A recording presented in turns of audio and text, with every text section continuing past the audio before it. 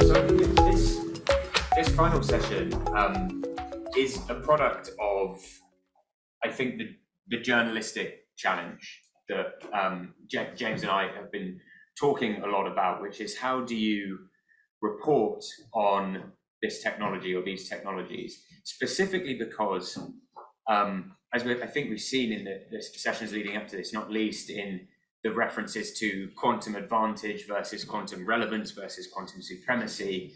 How do you wrestle with reporting on something that is simultaneously very complicated for people to access and understand at face value, but also like radically powerful and transformational around things that I think we'd all agree are fundamentally important to our lives, to our privacy, to our productivity, and to the security of our nations and the institutions we rely on. So we really thought it was worth at least getting into this subject of supremacy. And I'm fully prepared for the room to say, look, actually, it's nonsense. We need to go in a different direction. If you do feel that way, please tell me. But I think the purpose will be to discuss, what does the idea of a competition between traditional and quantum computing really tell us about how the technology is moving forward as a whole? And I hope it will also be a way into, what is actually going to happen in the future. So I'm very lucky that we've got William here from Orca Computing in person with his physical body, and then we've still got virtual Richard Murray also from Orca Computing. And also, sorry, Nicole Holzman, Dr. Nicole Holzman, who I think is joining remotely too.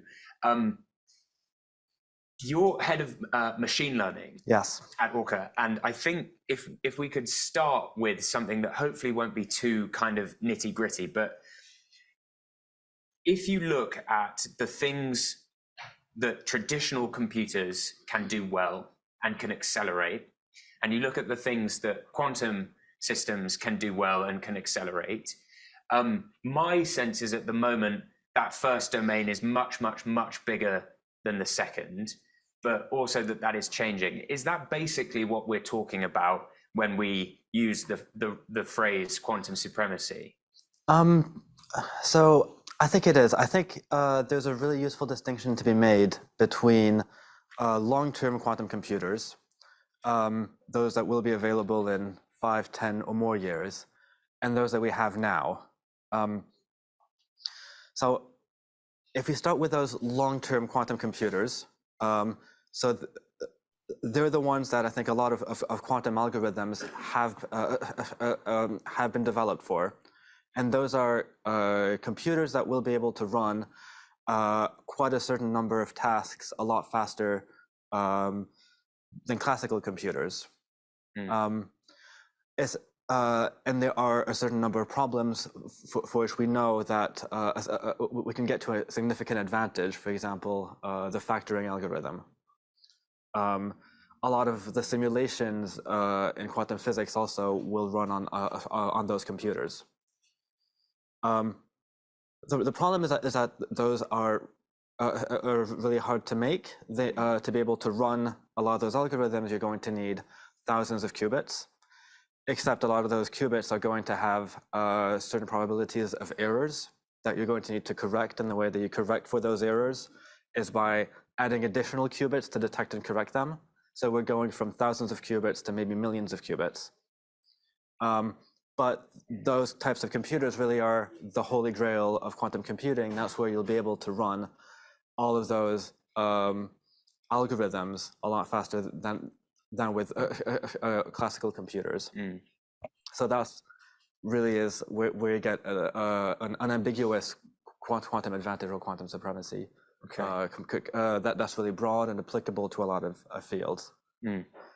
So where we are now is we have these quantum processors that have a few tens of qubits or up to 100 or 200 that are not error corrected.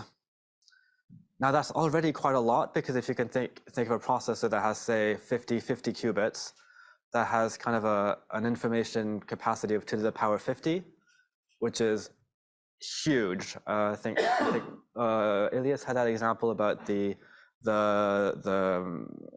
grains of rice on a chessboard, and actually that's 2 to the power 50 is immense.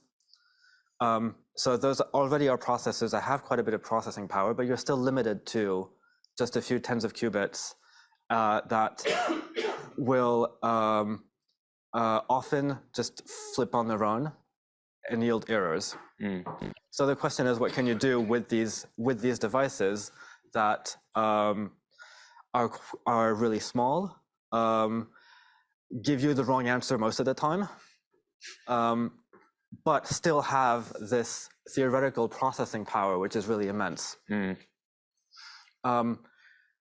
so I think the quantum supremacy claims, for example, the first one from Google in 2019, and then 3 others since, they've all been about finding these specific mathematical problems that you can solve with those devices, that you cannot solve with even a classical supercomputer. So this is what I really wanted to get into, I think, because the experience of being a reporter around this space has been that the biggest story you see, and over some time, is the fiasco between Google and IBM, and it very quickly becomes he said, she said, he said kind of, you know, corporate messaging discussion, and much less about, you know, a lot of the stuff that we've been talking about thus far today. And I think we're essentially trying to work out, how do you cut through a conversation that's about a failure of shared language between 2 companies who actually don't have much incentive to understand one another, and get to some of the more broadly significant public interest problems. And I'll bring Richard and Nicole in a moment.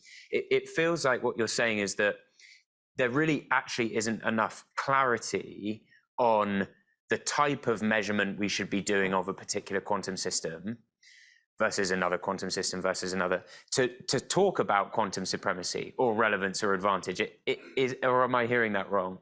So I think when it comes to quantum supremacy, I think there are these tasks where you know that that there is an advantage, or that you can reach a supremacy. For me, the debate between Google and IBM would have been resolved if Google had just done their experiment with 5 extra qubits.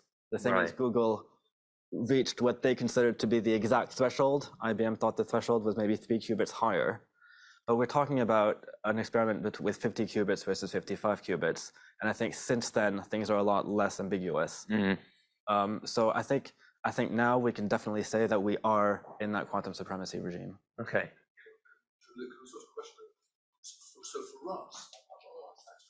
So for us, though, the difficulty in this is what Luke is saying. This is the first of what will be a repeated pattern of companies saying, ta-da, and then another company saying, not so fast. Yes. And what we're trying to work out is, how do we report this world so that we're not, in the end, doing stories which are either kind of false breakthrough moments in science. You see it in healthcare a lot. How do we do that? And at the same time, if you look at peer review work in terms of research, that, as Ilya said earlier, that's got its own problems too. So I think the Google example for us was a really good case of going, how do you report the excitement without finding yourselves, weeks later going, it's not what it seemed. Duncan, you've got the mic. Yeah. Do you want to tell us what you think, and then we'll turn to Richard and Nicole? Yeah, I was going to make one small comment on that exact topic, and sat next to somebody responsible for communications at Continuum. I'm not going to be his friend in a minute, but I think what you guys need to do is not listen to the vendors of quantum technology, but listen to the users of quantum technology. So when you see an announcement like last night's from BMW and Airbus, that gives you a signal that something real is almost here. I would completely disregard what quantum companies tell you about 10 more qubits or this or that, because It's those industry applications that will change things. And that's when I think real advantage exists in practice. Yeah, I would agree with that. And I think, we have CPUs, we have GPUs, and now we have QPUs, right? They all have their own applications. We don't argue that NVIDIA's GPU is good or is better at self-driving vehicles than any other GPU, right? Why? It's used in all self-driving cars. NVIDIA owns the self-driving car market, right? Why do we even debate that? We don't. Each type of processor, as we evolve, has an application. And I completely agree with you. We focus on the applications and the successes of the applications, because what do we want to do? We want to grow the industry and help it develop so that we can hire more people. Getting into a debate between IBM and Google is worthless, right? They did what they did because they needed to prove what they needed to do internally. We'll probably never understand what was the real logic behind those incremental steps, and we really shouldn't worry about it now. Yeah. Could I turn to Nicole briefly, and then we'll get back to you, John. This question that now in my mind is something like, how do you avoid writing a press release or a kind of poor abstract for an academic paper, but something that, on a subject like quantum supremacy, that's something that illuminates a reality about this technology. I'd love to hear your view on that, and then no less that some of the stuff that's already been said. And welcome also. Yeah, hi. Thank you very much for having me. To that specific topic, I think that communicating milestones is very important, and that is basically what these experiments do, like the Google experiments. They communicate milestones, and that is very important to both the scientific community, but also the general community, because the field needs to live. And but then, yeah, it's exactly that. It's how do you do that? Because in a way, when you stay in a very technical language and you say, okay, I communicate this in a paper, then there is the danger that it will not have the impact that maybe it needs to have to advance the field further in terms of not only in the scientific community, but also we need to find funding for really making this work and making this big. But yes, then there's exactly that very thin line of I communicate something, but how do I do that without creating this hype and without getting debunked? Because it is very hard. We see that at Riverlane as well. It is very hard to actually say that there is something like an advantage. So I personally would say, and again, there it differs. Like, it's not only between Google and IBM. I personally would say a quantum advantage is something that we will reach, but we have not really reached yet. So the opinions there differ, and that is fine. But yeah, so I think that's a really tricky task, and for us, it's also a bit dangerous, because if we communicate that too much, and as you have also said, oh, there's the next thing, and the next one claims to have reached supremacy or advantage, then at some point people will get into a fatigue. Can I ask you, sorry, I should have mentioned that you're the director for quantum science at Riverlane. The milestones that you mention, they're broadly speaking, they're defined by the company that is saying that they've reached it. That's at least how it seemed to me. Is there any consensus mechanism, any body that we might expect in the future or at present to have an oversight on these milestones, appraise them? Like, does that exist? Yes. And what's the kind of what's your kind of view on that fact that there are actually valid milestones that we're working towards?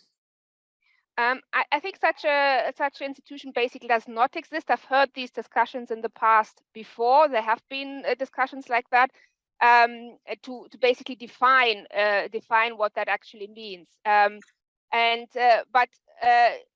I would say, like, yes, milestones are important, but in a way, it depends on from where you look at it. For example, we in the research that we are doing, we are researching applications and algorithms.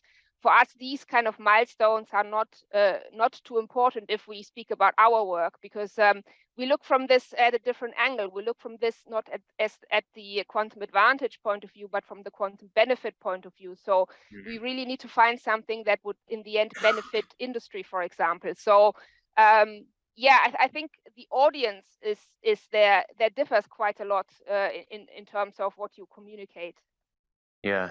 Do you want to chime in? Yeah, thanks. I mean, to excuse the pun, we always tend to make these things binary. We say one is a classical computer, one is a quantum computer, one's better than the other, one's not. It seems to me that the debate here is actually around what are the applications that are more applicable to quantum and what are the applications that can be augmented by classical. And to draw it back to the previous panel and what Rachel was saying, actually, in terms of sort of the different sort of in terms of the science base. I mean, actually, we need to think about, okay, is quantum going to be better at looking at how the UK can take a lead in fundamental sciences and what that does to help that and how that can be augmented by classical. But I think there's this tendency to say one's better than the other, I think, is wrong. I think they have to be seen in equal light. Have you got a microphone for a reason? You're just the custodian. Thank you. No. I don't know if Richard Murray is there and can hear us. His face hasn't appeared yet, but I guess amazing. Richard, I've got two questions. The first is if we're taking as a kind of a rule of thumb not to listen to vendors but to listen to the people that they are selling to. I guess my question would be, what problems do you think that eliminates with distortions or different interpretations of a thing like quantum advantage or quantum relevance?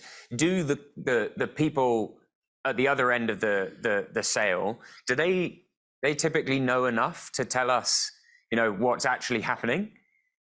With utmost respect for the previous comments, I don't think so. Not in all cases, anyway. But I suppose, just to come in and make a more general point. I mean, this is really hard. What you're discussing here, how do you benchmark different quantum companies, is almost, the $64 million question. It's really hard. And by the way, it's completely the problem that investors face in this space. I've met many investors that just say, I can't tell up from down in this quantum space at the moment.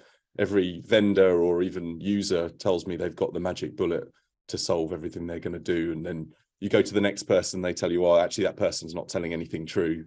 Listen to my view of events. And that's, I think, part of the problem is also that, academia almost stokes this fire as well, because you get a lot of different groups within academia, each with their own sort of hobby horse. So I suppose my suggestion is that if you can get through the noise, it's maybe not such a big problem, because I think, where the quantum industry is today, there is not one agreed right approach. In fact, there's not even sort of a bit of a mistake to think of quantum computing as just one technology. It's certainly not one technology. It's certainly not one application. It's a new industry with many new technologies and many applications. So even the thought that you might have one benchmark or a consensus on what the milestones are that are needed to show sort of the silver bullet, I think, is a bit of a mistake. None of this makes it easy for you as a reporter, by the way. But I'm just sort of commenting that, and in fact, I think the more that people try and strive for benchmarks, number of qubits is the best example. It's a terrible metric of a quantum computer, because qubits are all created differently. But we all resort to that because there's a simple number that people can sort of grapple with. But I think if you resort to simple benchmarks, you lose sight of the great potential for innovation, new ideas, new ways of looking at what even a quantum computer is.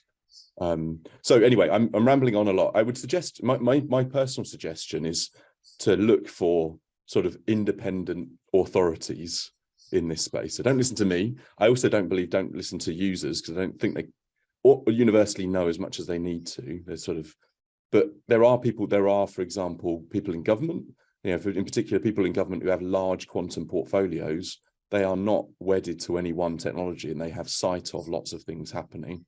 I don't think we've got anyone here, say from Innovate UK or one of the funding agencies. They can give a bit more of a measured view. Maybe also investors. Investors spend a lot of time talking to different quantum companies. And in case you're thinking, great, this person is going to answer all my questions, they will give you a subtle answer, which more likely will sound a lot like, hey, this was really, for example, the quantum supremacy experiment. This was really cool. This was a groundbreaking development in the quantum industry.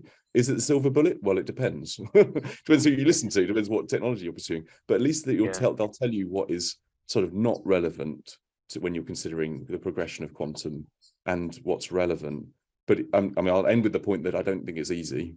And it's great, by the way, that Tortoise exists. You know, this idea about slow news, not reacting to individual press releases to build up an understanding of the landscape and to be experienced in that is critical. Yeah. Well, for what it's worth, I did speak quite a lot to UKRI and to Roger McKinley and others, and I got and they were very helpful in sort of building up the program and our approach to this event. But I got the sense that they thought everyone was amazing, which presents its own challenge. I wonder if was it Quantum Exponential? You're a part of it, and it's an investment fund. Would you tell us a little bit about what you hear when you are being pitched? Well, I think, obviously going back to my very first question at the beginning, and, the fact that, there's some very, very strong views from the individual companies. Hence, when I spoke about defence and security being, the outlier, I was pushed back a bit, and I can understand that. But, obviously I can see what's going on and have an overall perspective. The fact that, you've got some very strong personalities, and that is what's needed in the industry. They wouldn't have got to where they've got to today and push the barriers to achieve what they've achieved. So I don't see it as a negative at all when people push me back or say that I'm wrong with regard to various scenarios. With regard to quantum supremacy, I think what has been said here, listening to the end users, we are, whether it's working with the Institute of Physics, there's a lot of work to be done, but it's a joined up approach. I think the Five Eyes, as I said before, is going to play a huge role. I think, there is a lot of investment, but we've done an incredible job in this country. We really have done a great job, and the government has. But, there is a slight sort of imbalance and sort of large stepping stone that we need to make in this country now. And I just hope we can make that, and we'll see where we get to. But from that standpoint, your portfolio is quite varied. That's right, because we've got to build a balanced portfolio, be it hardware, software. We talk about sensing and photonics, So with sensing photonics, there's got to be near-term, there's near-term revenue. So as far as investors, we've got to have a broad-based approach to achieve that balanced portfolio across all areas of quantum. So. I think sorry, very quickly, because I know we're short, but in terms of just the framing of this whole session, quantum supremacy and quantum advantage, I think it's very interesting that actually what we've talked about is networks and resilience, and actually this is very much framed in a zero-sum way, and it's very zero-sum in the way we're thinking about it. And I think generally in terms of technology, we're at quite a sort of norm-setting moment, and lots of work's being done to sort of retroactively create socially acceptable standards for the way we should develop technology, particularly the internet. And there's really good work being done, and I think we should be building on that for this sort of very still nascent, clearly field. But the OECD is doing really good work on sort of internet protocols, and I think there's something happening that we should try and build on more generally, without constraining what is still clearly a very sort of unknown entity. It's a brilliant observation, I think, because some of what we've encountered in our work around AI, and I'd love to come back to that question of machine learning, is that people gravitate towards framing it as a zero-sum game, as a race for a singular position. And quite often people who are close to some of those issues, they'll tell me and us, it's really not like that, if we're going to manifest benefits. And I think Was it Nicole who said a moment ago that they prefer to focus at Riverlane on quantum benefit rather than quantum supremacy or advantage?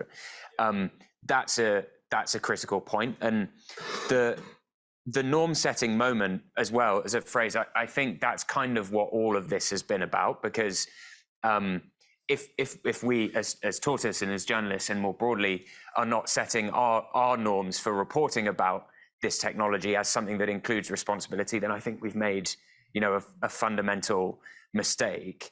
It's what we can do. Yeah. We can't be brilliant physicists to understand this. Do you know what I mean? We can't do that. Yeah. I mean, you'll have worked that out by the course of this morning, but yeah. William, I've got, this is actually maybe, I will bring the, take a step back and just ask you, how much more powerful is machine learning coupled with the quantum systems that you're now using versus what we've been used to for the past sort of 20, 30, 40 years? So I think it still is an open question. At Orca, we're definitely optimistic about the potential of using current and near-term quantum processors for machine learning. And the reason for that is that current quantum supremacy devices can solve these extremely narrow math problems. And a really interesting feature about AI is that there's essentially AI is the field that uses essentially all of mathematics nowadays. So like any big language model, for example, to build that, you typically need knowledge of calculus, group theory, discrete optimization, search, essentially all of mathematics. And so what current near-term quantum processors can do is they can really solve these quite narrow problems, but they're the only devices that can actually solve them. So we're looking at how can these quantum processors be an additional mathematical tool that can be used to make AI systems and models just a bit better than they are now. And that is important because if you look at AI now, sure, it's really impressive. Actually, just this morning, I asked ChatGPT, what is quantum supremacy? And I think I'll just copy and paste that paragraph in articles that I write now.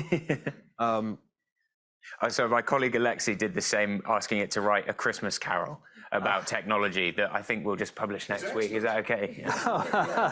But sorry, go on. Yeah, but we're still really far from the stage where we can have an AI generate, let's say, a 3D world, or generate a plan for a new type of rocket, or figure out a way to do carbon sequestration. So we're looking at how can you use these current and near-term quantum processors to just improve AI a little bit, in the knowledge that as quantum processors improve and as we get closer to large-scale fault-tolerant quantum devices, there will be broader applicability and more applications. Yes, please. Maybe really the point is you're asking a question. If I may, I believe quantum AI is learning faster, and you can get to an equivalent result with a synthetic data set faster than maybe what you've done in the past with classic computing. I think that that is that's entirely correct. I think for longer-term, large-scale quantum computers, and I think also in theory on some problems also that's known to be true. I think as it is right now for the current types of quantum processors, some papers have said that there may be a small advantage. Some others have been a bit more pessimistic. I think it still is quite an open question in terms of really near-term processors. I'm conscious that we've got to finish in just a moment. I did wonder if I could turn, but just very briefly, back to Nicole to tell us what quantum benefit means for Riverlane's work, very briefly, and then I'm afraid we'll have to finish. Yes, so there are different areas of where it is discussed where quantum computing can have an impact, and one of the obvious areas is chemistry. And the reason is, to put it in layperson's terms, you simulate a quantum system on a quantum system. And this is where we believe with the algorithms that there are, for example, this fault-tolerant algorithm that is called quantum phase estimation, we will have the advantage. We will see that the quantum computer will do that more efficiently than a classical computer, and even for cases where the classical computer can't compute them anymore. So this is the advantage, but what does the advantage help us if we look into industry? Well, many processes are either not calculated like that. If you look into pharma, a lot of the pharma workflow is not applying quantum chemistry, which doesn't mean that it's impossible to do. I mean, they did not have the tools before, but also other problems that there are also there's a small area only in molecules that actually can really benefit from being calculated that accurately as this algorithm can do that. And we need to identify both areas where, for example, this algorithm might have an impact for industry, but also how quantum algorithms in general, could maybe be used in these workflows. And it is not clear. So when let's say we had a quantum computer tomorrow with, let's say, 1 million qubits, we would not really know what we would run that benefits industry. So that I can say from our work, which is a lot around chemistry, but we also look in other areas, for example, fluid dynamics and so on. And we really need, so our work is really around to identify and to speak to the experts, and we would need to see what in the classical pipeline either can be substituted or whether we can rethink areas, and for example, how a drug is designed, rethink completely so that the quantum computer can be applied. Because it's not straightforward to just say, I can do this chemical calculation now, I will just use it, I will just substitute it as it is, because that doesn't work.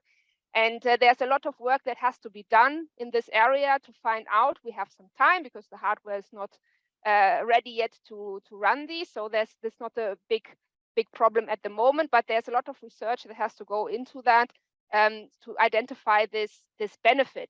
And because we believe if we don't find the benefit, then the advantage will not help us. Well, I think that's an extremely helpful point to settle on and finish. It's just left to me to say thank you so much to everybody who's weighed in. This has been, for me personally, inside Tortoise, it's been an amazing experience, actually bringing together a whole range of people. And I've had hours and hours of just fascinating conversations in preparation for this, and taken more notes than I've ever taken a series of thinking. So I hope some of them make sense to me tomorrow. William, thank you so much. Nicole, thank you. Richard, everybody who's taken part, and also, of course, thank you, James, for everything. Do you want to swap? Yeah. I wanted to say two things. Thing one is, well done us, right? Well done us, because we said, I really asked a question this morning, could we get a group of people in a room which would help us identify the questions for 2023 and what we would do if we were going to have a quantum reporting project for the year ahead. Just so you know, the ones that I've sort of distilled into what feel like the key questions, I've had 3 thematic ones. Question 1 is, what are the applications?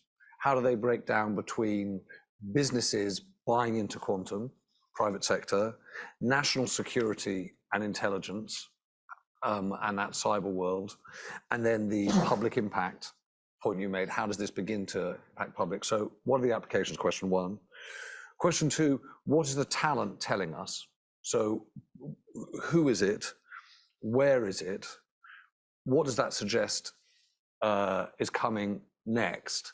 And I realize hovering over that is this point about patents in deep science. How do we begin to map that?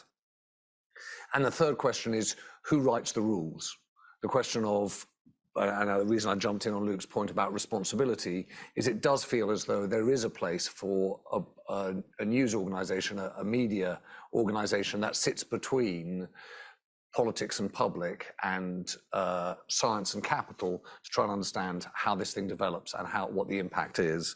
So who ensures responsibility and who runs ongoing oversight? It feels to us as though, or at least to me at least, that Luke will have different views, but we'll try and wrap our heads around those 3 questions. And then there's a real question about the what, right? How do you do this?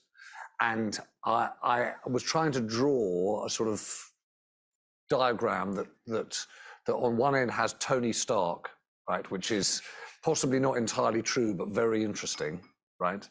And then one of my favorite podcasts is called TWIV, This Week in Virology, which is possibly not going to get the same numbers as Marvel, but is definitely a good group of people really thinking things through. And I think that there are options for us, which is there's a newsletter, there's a magazine, but there's something really interesting, to me at least, in the convening of these conversations and listening to the conversations, because you feel, hearing from people directly, where the real passions are and what the problems are. And so I think we're going to think a little bit about that specifically. Is it in podcast form? Is it in forum form? How might we do that? And I hope that we can indulge or at least lean on you for a little more of your time and a little more of your thought in the future, so that we can bring people in and try and do this in a way that reaches a larger audience. So Luke and I'll put our heads together. So thing one is well done us. And thing two is, notwithstanding the help of George and a whole bunch of people who put this together, really this is a classic case of the way in which a newsroom works, which is one person says, you know what, I'd really love to understand quantum better. And then you say, Luke, can you sort it out? So my second point is, well done, Luke, because we didn't know who any of the people were. We didn't know what the companies were. We didn't know what the questions were. And we said, Luke, can you sort it out? And I hope you'll agree that he really has. So thank you very much, Luke.